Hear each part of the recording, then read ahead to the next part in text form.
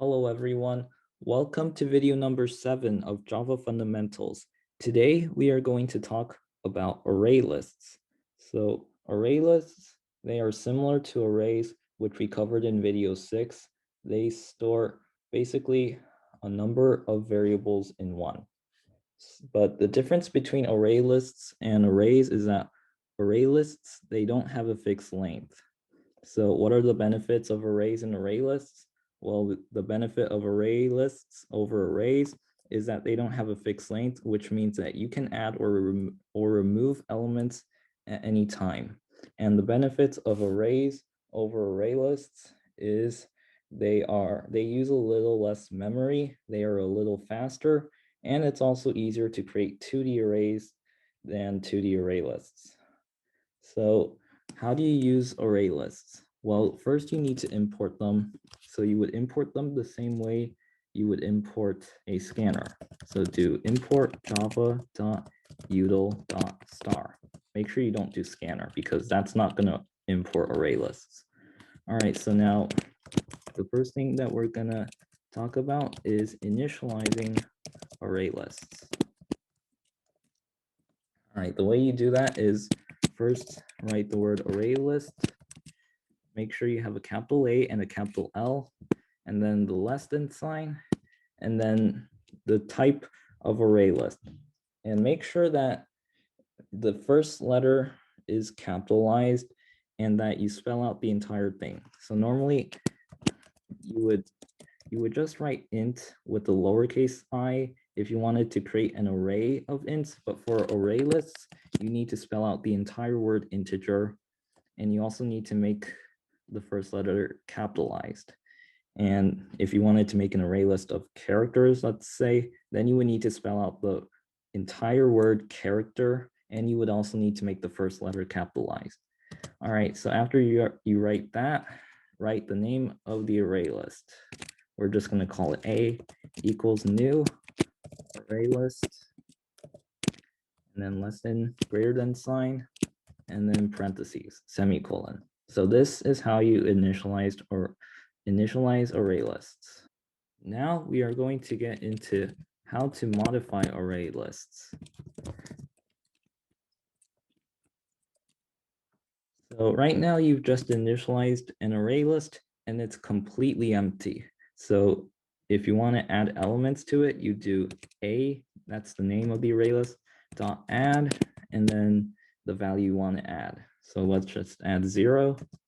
All right, so this is the most basic method and also a very common method to modify array lists. So I'm going to go ahead and add some more elements.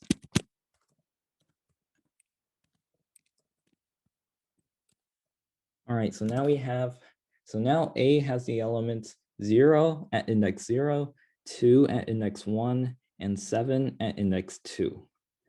So the next method to modify array lists is remove.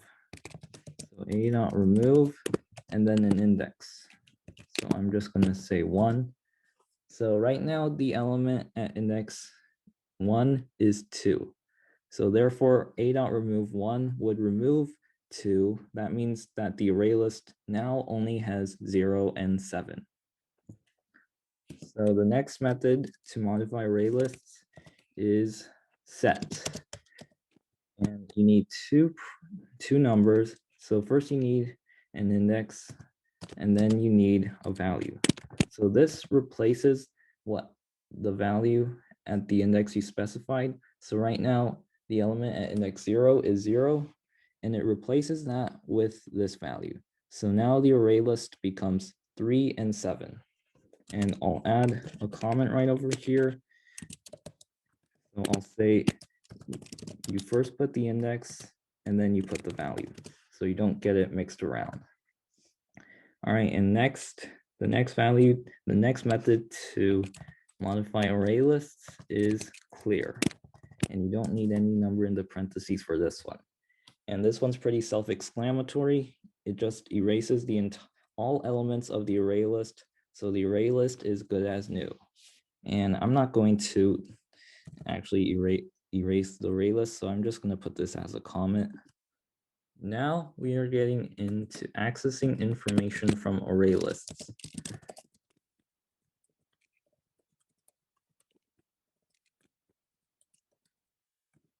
So I'm going to write system.out.print. All right, so the most common way to access information from an array list is .get and then an index. So this would return the element at the index that you specify. So right now the array list has 3 and 7, so a.get 0, that should return 3. All right, I'm going to add the comment returns value at the specified index. All right, and then next we have a dot size. So this will return the number of values in the array list. So right now the array list has 3 and 7, so this should return 2.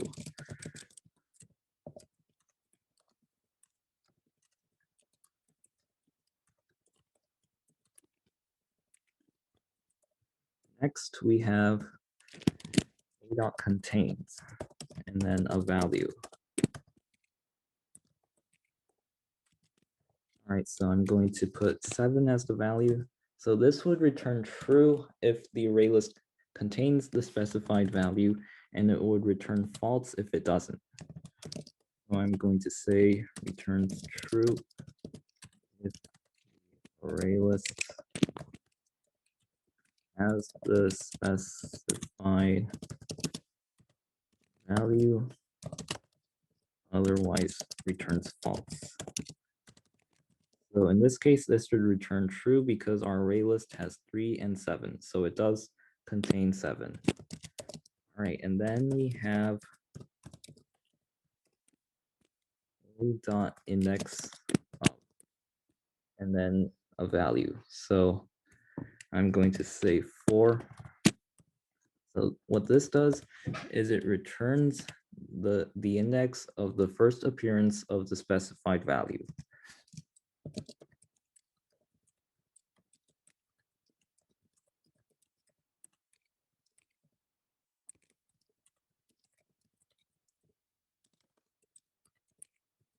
And note that if the specified value does not appear in the array list, then it will print out -1.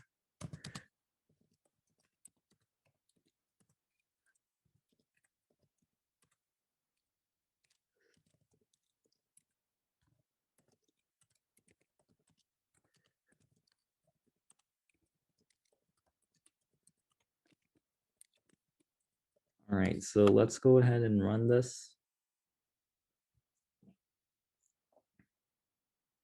All right, so it prints out 3 because a.get 0, so the element at index 0 is 3, and then a.size, it's 2 because it has 3 and 7, so that's 2 elements. A.contains 7, that's true because our array list has 7, and a.index of 4, that prints out -1 because -4 does not appear in our array list. So these are the eight methods that you should remember, and this might be a little memory intensive, but you can use the acronym CARS to remember the methods that you can use to modify array lists.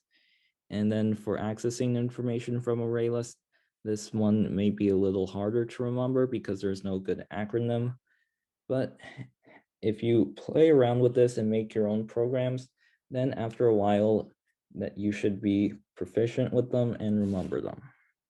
What if you wanted to print out all the elements of an array list? In that case, you can use the methods that we've just talked about. So let's use a for loop, and you want to start at index 0 because that's the first index. And then the last index is the size of the array list -1. So you can just do x is less than a.size and x++. You want to print out the element at index x. So you can do system.out.println a.get x. All right, now I'm going to get rid of all of this so we don't print out random things. So let's run this.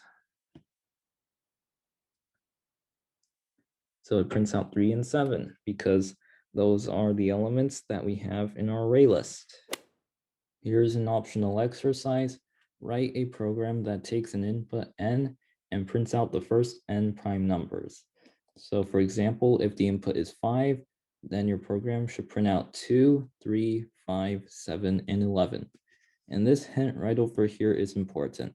A number is prime if it is not divisible by any prime numbers that come before it. So 2 is the first prime number, and 3 is prime because it's not divisible by 2. 4 is not prime because it is divisible by 2. 5 is prime because it's not divisible by 2 or 3. 7 is prime because it's not divisible by 2, 3, or 5. And 11 is prime because it's not divisible by 2, 3, 5, or 7. So if you want to give this problem a try, then pause the video here and keep watching for the solution. Here is the solution. So first you need to import the array list and scanner.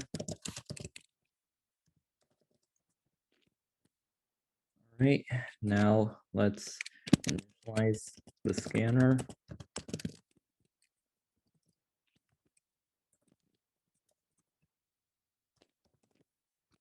And then let's take the input n.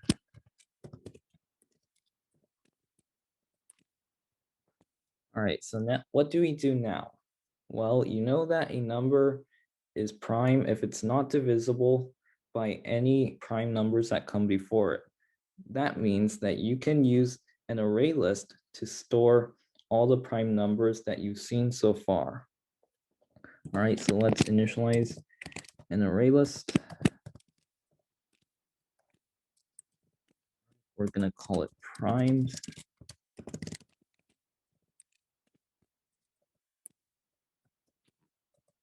All right, so you know that the first prime number is 2. Let's just print it out and then add it to our array list. Okay, and then we need a counter. So this counter just keeps track of how many numbers we have printed. So remember that we need to print until we printed as many numbers as our input. So we can just do, let's call this variable already printed. And we need to set it to 1 because we've already printed out 2. All right, and then we need another variable that keeps track of the number we're on so far.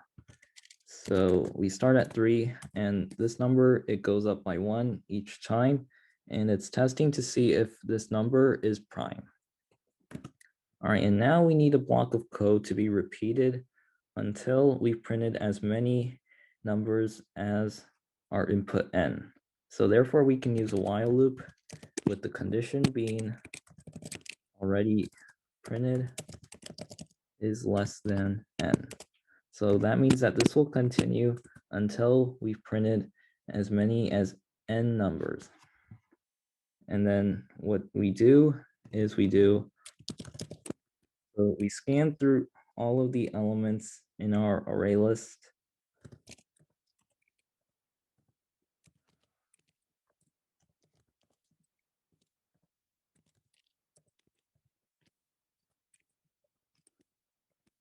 All right, and so we want to see if our number right now is divisible by any elements in the array list. And to tell if they're divisible, you can use the percentage sign. If you remember what that is, that returns the remainder. So we can do if number percentage sign or mod is divisible by primes.get a. So this would return the remainder. And if these numbers are divisible, then the remainder is 0. So if the remainder is equal to 0, then that means that our current number is not prime. So we can use a Boolean. So let's initialize a Boolean. Call it prime equals true. All right, so each time that we run our while loop at the beginning, it will set this Boolean to true. So if our number is divisible by any numbers in the array list of primes, then we would set this Boolean to false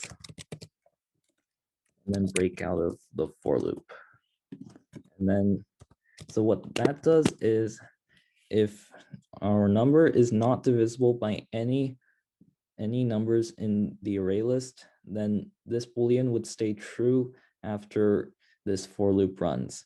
And if it is divisible by anything, then it would be false after this for loop runs. So then after the for loop, we can do if prime, then we would print out our number.